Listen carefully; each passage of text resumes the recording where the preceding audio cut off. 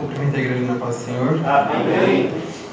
Como muitos devem saber, é uma luta muito grande comigo mesmo estar aqui, porque minha timidez é grande. Acredito que está diminuindo, em nome de Jesus.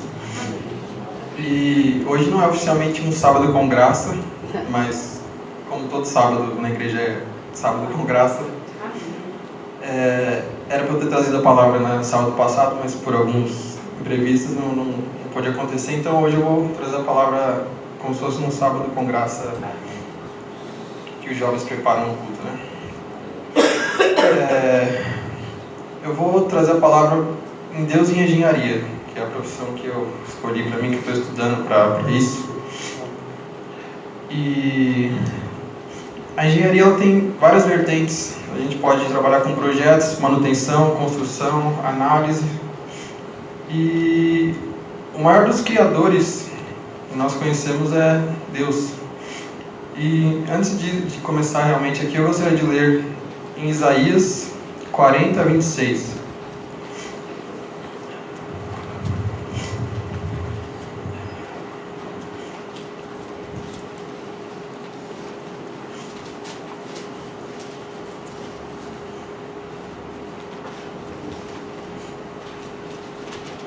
Amém. Olhem para o céu e vejam as estrelas. Quem foi que as criou? Foi aquele que faz sair em ordem como um exército, que as faz sair em ordem como um exército. Ele sabe quantas são e as chama cada um pelo seu nome. A sua força e seu poder são tão grandes que nenhuma delas deixe de responder.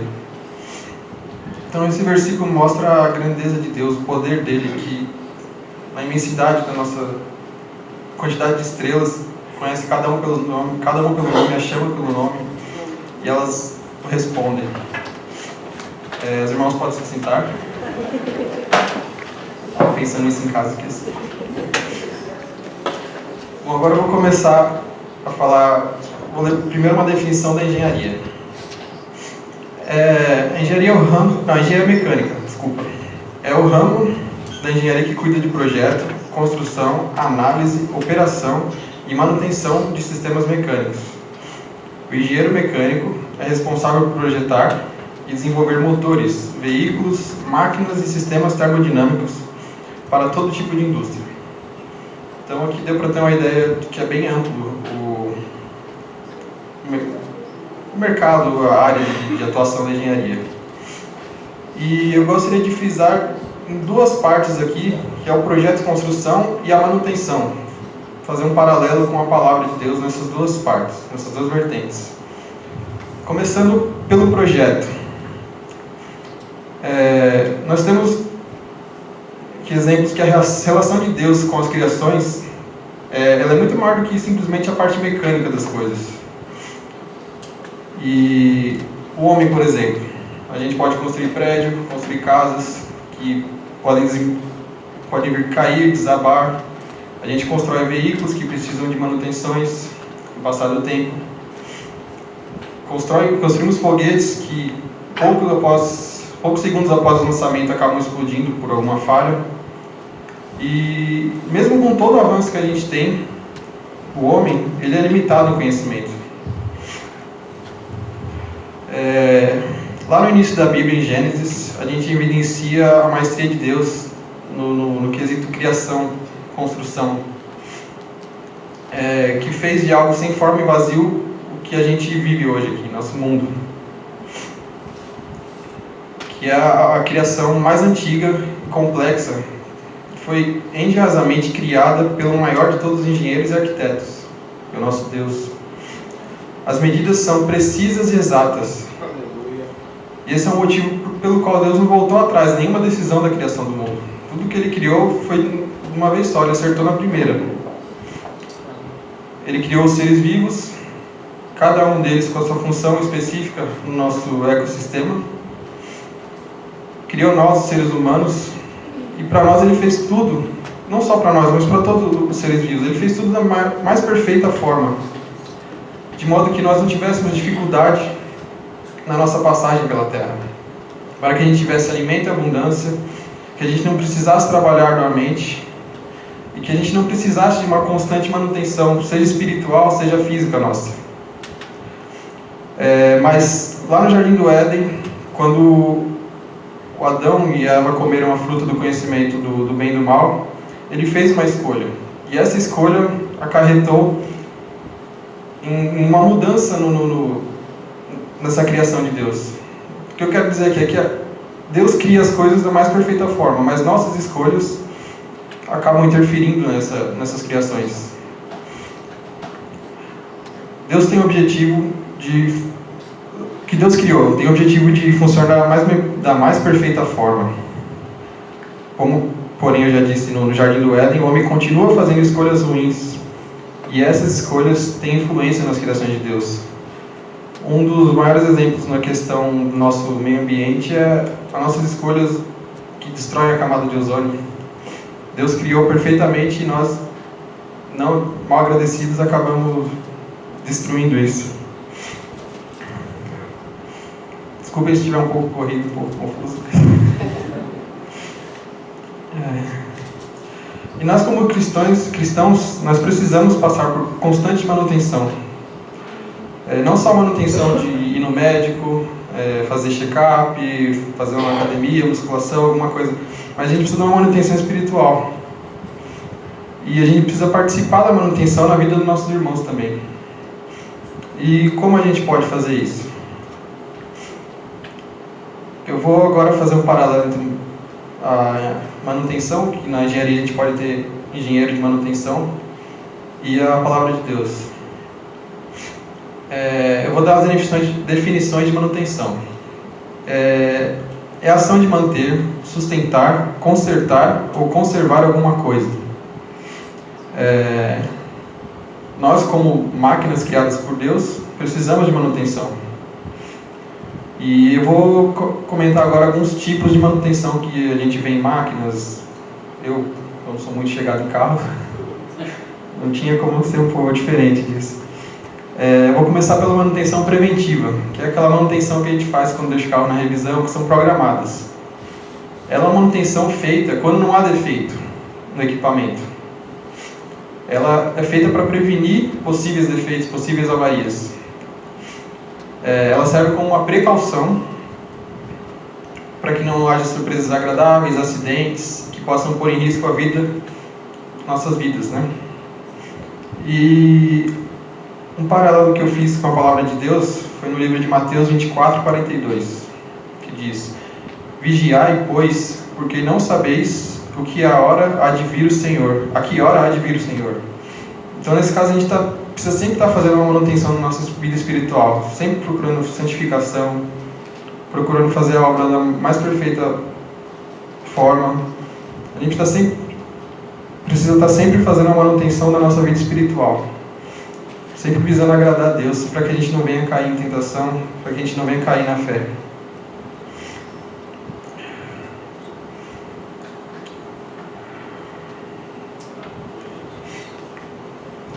Tudo isso para a gente estar preparado para a volta de Jesus, né? Eu vou pular agora para a manutenção preditiva. Ela é uma manutenção que não é uma preventiva, porque a preventiva, a peça estando boa ou não, ela é trocada. Na preditiva, existem uma série de sensores, de estudos que você faz numa determinada peça, dentro da máquina, sem desmontar, para ver se ela está na iminência de uma falha. E aí sim, ela é substituída. E a gente pode comparar esse modo de manutenção com um texto que está escrito em Êxodo, quando Moisés ele ia até o faraó para pedir que liberasse o povo do Egito. Que Deus ordenava a Moisés que ele fosse lá, usava a vida de Moisés para falar com o faraó, e ele não dava ouvidos a Deus. Ele estava avisando, se você não libertar o povo de Israel, vai ter consequências, como numa máquina. Precisa trocar essa peça, se não trocar, vai quebrar, vai ficar parada, você vai ter prejuízo. Era isso que Deus estava tentando dizer para o faraó: libera o povo de Israel, porque vocês vão sofrer as consequências. E como a gente conhece, tiveram as pragas, a última mais terrível, que foi a morte dos primogênitos. E eu acredito que em todas as manutenções do cristão, essa seja a pior aos olhos de Deus, porque Deus tenta avisar, Ele fala, Ele usa irmãos para falar com a gente, e o homem muitas vezes do coração duro não dá ouvidos ao Senhor. E você procurando fazer a manutenção preventiva, se santificando, procurando fazer o bem, Deus está se agradando disso. Agora, quando Ele está te dando avisos, está te dando advertências e você não dá ouvidos, é perigoso. A gente tem também a manutenção corretiva, que ela consiste no conserto, quando o equipamento foi quebrado em si. A gente troca uma peça e faz com que o sistema volte a funcionar corretamente. A gente corrige o problema trocando uma peça. Eu fiz um paralelo dessa tipo de manutenção com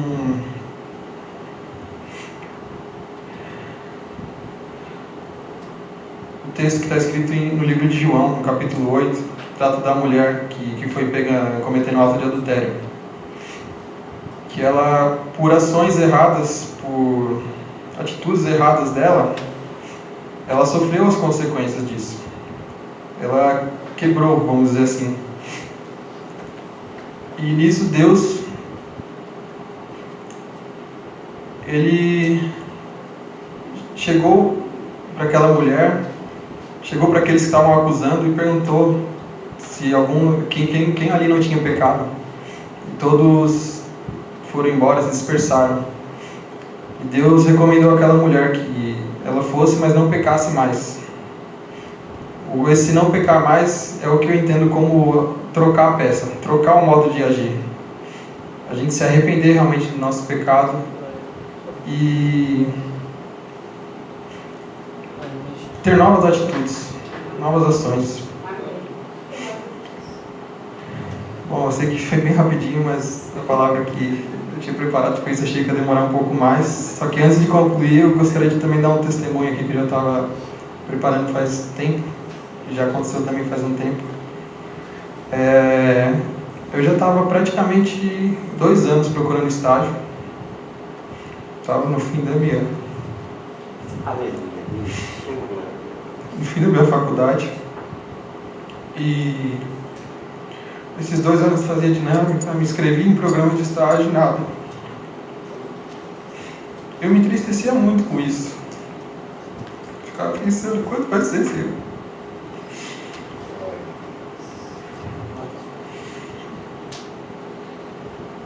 Eu com 24 anos não tinha um estágio, não tinha emprego. Por muitas vezes eu fiquei muito chateado. Procurava não murmurar, não reclamar, porque eu sabia que Deus tinha preparado para a hora dele. E depois desses 2 anos, no fim de um culto de sábado, o pastor Rafael me chamou ali no culto e falou comigo: irmão, essa semana você vai receber uma notícia que vai te alegrar muito.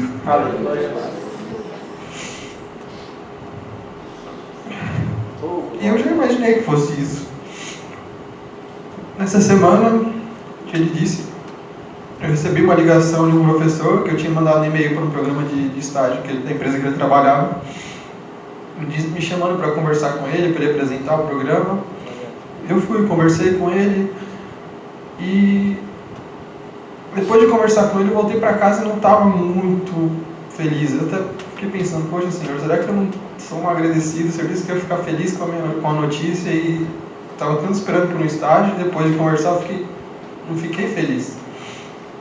Eu estava pensando que eu estava sendo mal agradecido com Cristo, mas eu continuei, tentando me alegrar com essa notícia.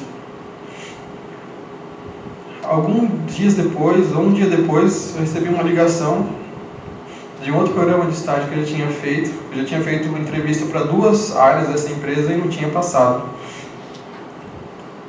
E é uma empresa que desde a época do meu curso técnico eu tinha o sonho de trabalhar lá. Eu tinha me desanimado um pouco, porque eu sempre pedi a Deus que entrasse numa empresa que pudesse ser efetivado nela. E eu fiquei sabendo que nessa empresa a efetivação era bem difícil, então eu acabei desanimando disso. Mas fiquei muito feliz com essa segunda notícia. Fui lá, fiz entrevista. Antes disso, no sábado seguinte, Deus usou o pastor Rubens também aqui no culto para falar que Deus já tinha preparado meu local de trabalho, meus amigos, minha mesa. E também informou que eu ia trazer a palavra no sábado com graça, que me pegou de surpresa. Mas era uma coisa também que eu tinha muito medo de trazer a palavra aqui. E o que eu pensei foi que, assim, se eu estava me dispondo para ir lá nessas dinâmicas e falar na frente deles, eu falava, por que eu estou me dispondo a fazer isso para eles e não estou disposto a falar da palavra de Deus? Fiquei muito pensativo nisso e isso me tocou e me fez ter coragem de vir até aqui, de tomar essa atitude. Enfim, depois desse sábado, a entrevista foi na segunda-feira. E tinha marcado a entrevista também com a empresa do professor, que o professor trabalhava, da faculdade.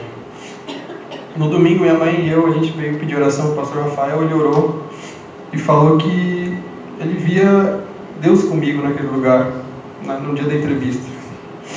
Eu fui ali, fiz essa entrevista e saí feliz, como das outras vezes também tinha saído feliz.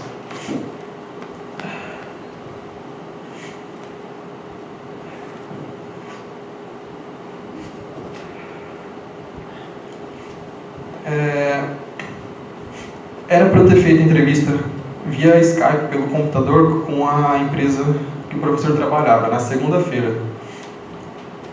Mas eu acabei não respondendo o e-mail para a menina, e antes de eu responder o e-mail, eu recebi a ligação marcando a minha entrevista nessa outra empresa que eu gostaria de trabalhar, na segunda-feira. Então, foi Deus que tocou para não ter respondido esse e-mail antes. Aí a gente marcou para outro dia essa entrevista via Skype. Fiz entrevista numa empresa que eu gostaria de trabalhar, voltei para casa. Depois que eu fiz a outra entrevista via Skype, eu já fiz ela meio desanimado, falei, não é aqui que eu quero trabalhar. E terminou a entrevista, desliguei. Depois de meia hora, eu recebi uma ligação da empresa que eu gostaria de trabalhar, dizendo que eu tinha sido aprovado para a vaga que eu tinha feito entrevista.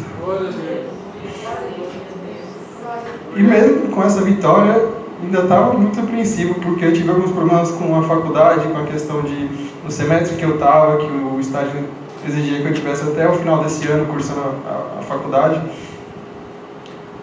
E tudo isso foi muito apreensivo, eu fiquei muito apreensivo. Eu acabei não contando para quase ninguém na minha família, com medo de gerar expectativas e no fim quebrar a cara. Mas Deus foi fiel. No dia 16 de outubro de 2017, eu comecei nessa empresa. E eu creio que é por Deus que eu estou ali. Eles continuam dizendo que a efetivação é praticamente impossível. Eu não estou mais pensando que tem que ser ali. Agora eu abri meu coração, Deus. Faça a tua vontade na minha vida. Se for para você ali, você vai fazer. Eles vão ver que tu és grande e mesmo com a efetivação impossível, fez isso. Se for em outro lugar, amém. Eu tive uma experiência ali, conheci pessoas e eu tenho estágio até o final do ano agora, 31 de dezembro de 2018. E até lá, eu creio que Deus vai fazer milagres ainda, vai fazer maravilhas na minha vida, na vida de todos vocês. E acredito que até aqui o Senhor me usou. Peço perdão pela duração bem curta, talvez tenha sido meio rápido, usar termos muito técnicos, mas eu acredito que é o que Deus tem para para a igreja hoje. Amém? Vamos